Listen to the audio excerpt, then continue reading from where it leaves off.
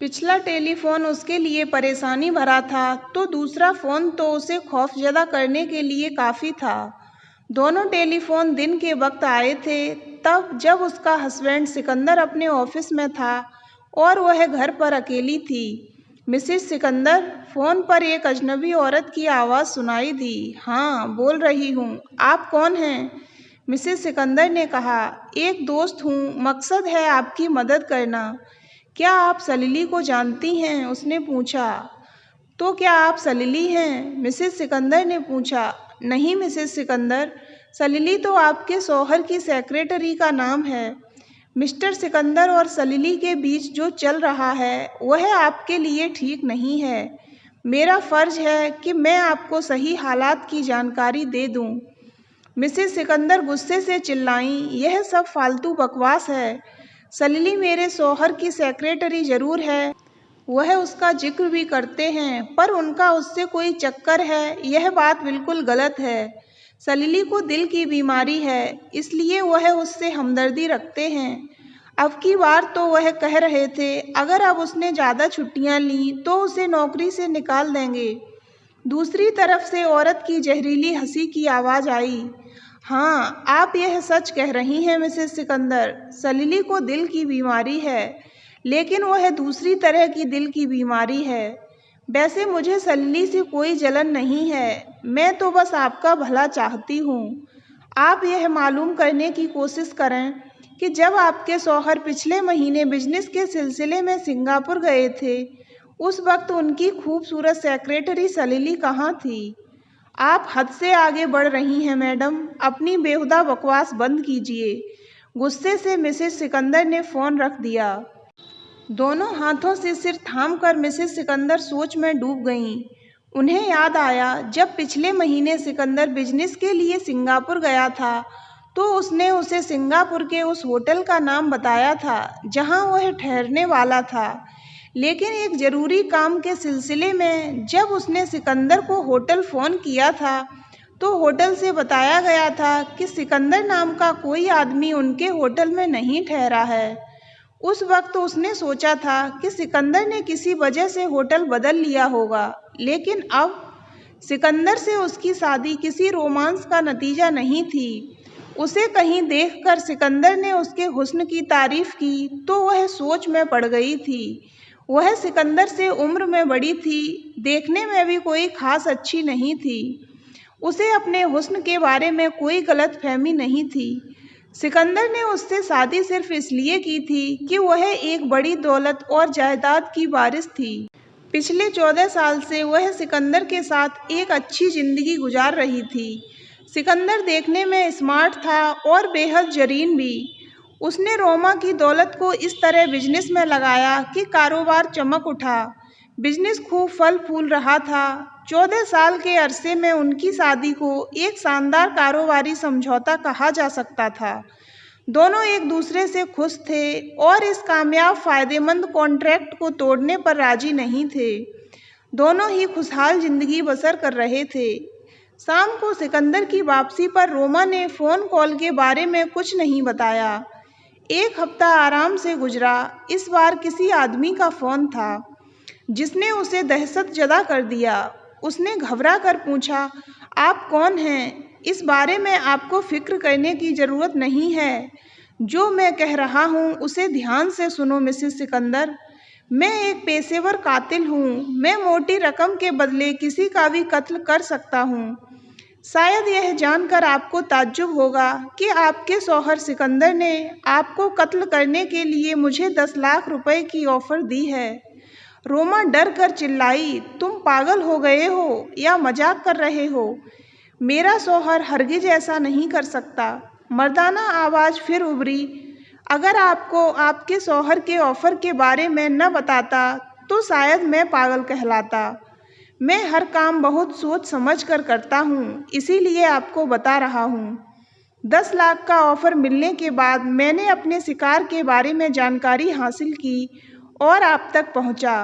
मैं कोई मामूली ठग या चोर नहीं हूँ, अपने मैदान का कामयाब खिलाड़ी हूँ। मैं इस तरह कत्ल करता हूँ कि मौत नेचुरल लगे, किसी को भी कोई शक न हो। मैं अपने काम में कभी भी नाकाम नहीं हुआ। मिसेस सिकंदर ने कपकपाती आवाज में कहा, यह सब क्या कह रहे हो तुम? मुझे कुछ समझ में नहीं आ रहा है। अजनबी मर्द की आवाज गूंजी, मैं आपको सब समझाता हूँ। आपके हस्बैंड की ऑफर कबूल करने के बाद मुझे आपके बारे में पता लगा कि सारी दौलत की मालिक आप हैं। आपका शौहर सिकंदर आपका कत्ल करवाने के बाद पूरी दौलत का मालिक खुद बनना चाहता है। तब मुझे एक ख्याल आया कि अगर मिसेस सिकंदर मुझे डबल रकम देने पर राजी हो जाएं, तो मैं उनकी जगह उनके शौहर को ही ठिकाने लगा दूं।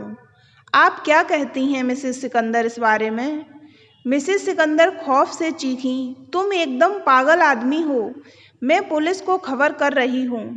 मर्द ने जोरों से हंसते हुए कहा, पुलिस? आप उन्हें क्या बताएंगी? चलिए, अगर उन्होंने यकीन कर भी लिया तो आप मुझे कहाँ तलाश करेंगी? मैं पीसीओ से फ़ोन कर रहा हूँ। आप बेकार की बातें छोड़ें और गौर करें। आप दोनों में से कोई एक मरने वाला है। अब रहा सवाल यह कि मरने वाला कौन होगा, आप या आपका शौहर? इसका फैसला आपको करना होगा। आप तसल्ली से सोच लें, कल मैं इसी वक्त फिर फ़ोन करूँगा आपका आखिरी फैसला जानने के लिए। दूसरी तरफ से फ़ोन बंद हो गया। शाम को सिकंदर घर नहीं आया। उसने फ़ोन कर दिया कि ऑफिस में काम ज़्यादा है, वह देर रात तक काम करेगा। उसने सोचा कि सल्ली के साथ ऐश करेगा। जब आधी रात को सिकंदर बेडरूम में दाखिल हुआ तो वह जाग रही थी और कुछ सोच रही थी। सोचते सोचते वह इस फैसले पर पहुंच गई कि सुबह सिकंदर को टेलीफोन के बारे में बताएगी, मगर सिर्फ पहले फ़ोन के बारे में। वह उससे कहेगी कि अगर उसे कोई कीप रखनी है तो रखे, उसे कोई ऐतराज़ नहीं, पर यह बात राज रहे, कोई बदनामी न हो। वह आखिर दूसरे फ़ोन के बारे में क्या बताती कि एक आदमी ने कहा है कि मुझे कत्ल करने के लिए 10 लाख का ऑफ़र दिया गया है। अगर मैं ऑफ़र डबल कर दूं तो मेरी जगह वह मारा जाएगा। शायद यह सुनकर सिकंदर उसे पागल खाने में दाखिल करा दे। फिर उसे ख्याल आया कि क्यों न वह उस अजनबी मर्द के दूसरे फ़ोन का इंतज़ार करे।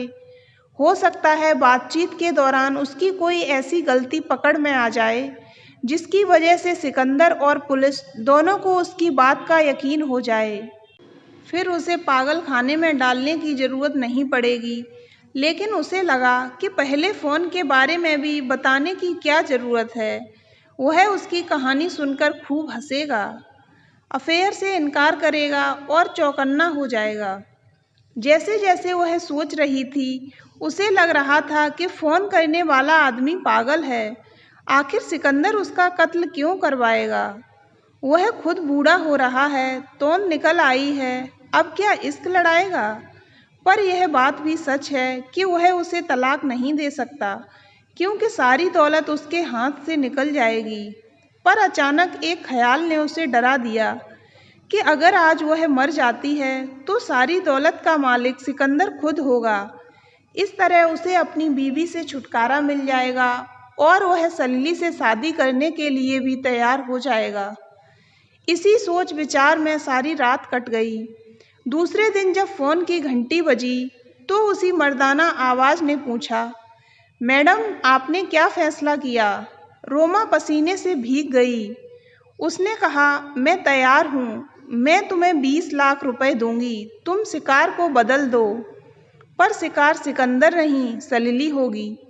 बहुत अच्छा फैसला है मैडम, मतलब अब उस लड़की को ठिकाने लगाना है? मर्दाना आवाज़ ने पूछा। हाँ, मेरे शौहर सिकंदर के बजाय उसकी सेक्रेटरी सलिली का कत्ल करना बेहतर है, क्योंकि न रहेगा बांस और न बजेगी बांसुरी। उसे लग रहा था जैसे सलिली और सिकंदर के अफेयर के बारे में सारी दुनिया जानती है। सलिली के न रहने से सिकंदर खुद ही वफादार बन जाएगा, और अगर उसने अपनी बीवी का कत्ल करने की कोशिश की भी थी तो वह उससे खौफजदा भी रहेगा। उसके दिमाग में एक ख्याल और आया कि ये सारी बातें लिखकर अपने वकील के पास हिफाजत से रखवा देगी कि उसकी अननेचुरल डेथ के बाद इसे खोला जाए और मौत का जिम्मेदार सिकंदर को ठहराया जाए। फ़ोन में मर्दाना आवाज़ उभरी, मुझे इससे कोई मतलब नहीं कि शिकार कौन है। मैं अपना काम बहुत ईमानदारी और सलीके से करता हूँ। मैं आज ही आपके शौहर के ऑफ़र से इनकार कर दूँगा। आपका काम हो जाने के बाद फिर कभी आप मेरी आवाज़ नहीं सुनेंगी। पर एक दो चीज़ें बहुत ज़रूरी हैं। मैं अपनी फ़ीस एडवांस में नहीं मांग रहा हूँ, पर आपको मेरे बताए पते पर मेरे कहे मुताबिक एक खत लिखकर भेजना पड़ेगा। मेरा पता है Rustam post box 911 royal palace. Roma ने घबरा कर पूछा, मुझे क्या लिखना होगा? आपको लिखना होगा कि आपने 20 लाख के एवज में मुझे हायर किया है कि मैं आपके शौहर की सेक्रेटरी सलिली फर्नांडीज का कत्ल कर दूं। मर्दानी आवाज़ सुनाई दी। रोमा चीख पड़ी, नहीं, हरगिज नहीं। इस तरह तो मैं कत्ल में शामिल हो जाऊंगी। बेशक, पर यह खत मेरे लिए बहुत ही ज़रूरी है, क्योंकि इसे लिखने के बाद आप मेरे बारे में छानबीन नहीं करेंगी। यही खत मेरी फ़ीस की गारंटी भी है। जब आपको सबूत मिल जाए कि सलिली मर चुकी है, आप मुझे 20 लाख की रकम भेजेंगी। उसके मिलते ही कुरियर से आपको आपका खत वापस मिल जाएगा। नहीं नहीं, मैं ऐसा नहीं कर सकती, रोमा ने चिल्ला कर कहा। मुझे बहुत दुख है मैडम कि आपके शौहर सिकंदर आपसे कहीं ज़्यादा अक्लमंद हैं। उन्होंने मेरी हर बात मंजूर कर ली थी। अब मैं आपके शौहर से ही सौदा कर लेता हूँ। रोमा ने कांपती आवाज़ में कहा, ठहरो, मुझे तुम्हारी बात मंजूर है। बताओ मुझे क्या लिखना है। हाँ, यह ठीक है। आप कागज़ पेन ले लें, मैं आपको लिखवाता हूँ। रोमा ने कांपते हाथों से खत लिखा। फिर उसने कहा, मैं आपको खबर करूँगा कि आप खत भेज दें। खत मिलने के 2-3 दिन के अंदर ही अखबार में आपको सलिली फर्नांडीज की मौत की खबर मिल जाएगी। फिर मैं आपको रकम के बारे में बताऊंगा कि कहाँ और कैसे भेजनी है, और फिर आपका खत आपको वापस मिल जाएगा। इसके बाद हमारा ताल्लुक़ ख़त्म। दूसरी तरफ से फ़ोन बंद हो गया। 2 दिन बाद फिर फ़ोन आया। उसने खत भेजने की हिदायत दी। रोमा ने खत रवाना कर दिया। तीसरे दिन अखबार में सलिली फर्नांडीज की मौत की खबर छपी कि कल रात सलिली फर्नांडीज की दिल का दौरा पड़ने से मौत हो गई। रोमा का शौहर सिकंदर काम के सिलसिले में कलकत्ता गया हुआ था। अब उसे कोई फिक्र नहीं थी, वह कहाँ जाता है, कहाँ ठहरता है, क्या करता है। दूसरे दिन उसी आदमी ने रकम के बारे में कई हिदायतें दीं। रोमा ने अलग अलग बैंकों से रकम निकलवाई, कुछ अपने पास से मिलाई और बड़ी ईमानदारी से वहाँ पैसा पहुँचा दिया जहाँ कहा गया था। वह कोई रिस्क नहीं लेना चाहती थी। पेशेवर कातिल भी अपने वादे का पक्का निकला। दूसरे रोज ही रोमा को कुरियर से उसका खत वापस मिल गया। उसने फौरन उसे जला दिया और चैन की नींद सो गई। उसी रात रोमा का शौहर रोमा से कई 100 मील दूर अपनी खूबसूरत सेक्रेटरी सलिली के साथ एक शानदार होटल में अपनी कामयाबी का जश्न मना रहा था। सलिली ने पूछा, सिकंदर, मुझे यकीन नहीं हो रहा कि यह सब कैसे हो गया। आखिर कैसे तुमने मेरी मौत की खबर छपवा दी? सिकंदर ने शराब का घूंट भरते हुए कहा, बहुत आसानी से। तुम्हारे मरने की खबर और रकम मैंने अखबार वालों को भेज दी थी और उसके साथ एक पर्चा रखा था। सलिली फर्नांडीज का कोई रिश्तेदार या करीबी इस शहर में नहीं है और वह मेरी कंपनी में मुलाजिम थी। उसकी सारी जिम्मेदारी मुझ पर आती है। उसके सारे मामलात मैं ही देख रहा हूँ। बस अखबार के जरिए उसकी मौत की खबर दुनिया को बताना चाहता हूँ। उन लोगों ने दूसरे दिन ही यह खबर छाप दी। अच्छा जाने मन, तुम यह बताओ कि तुमने फ्लैट छोड़ते वक्त अपनी मकान मालकिन से क्या कहा? मैंने मकान मालकिन से कहा था कि मैं दिल की मरीज हूँ, अपने शहर वापस जाकर अपने डॉक्टर से इलाज कराऊंगी, क्योंकि अब तकलीफ़ बहुत ज़्यादा बढ़ गई है। शाबाश, तुम्हें मुंबई आए अभी बहुत कम अरसा हुआ है। कोई तुम्हें जानता भी नहीं है, न कोई दोस्त है। अब तुम दूर दराज के इलाके में एक शानदार फ्लैट लेकर ठाठ से रहना। अपना नाम और पहचान भी बदल लेना।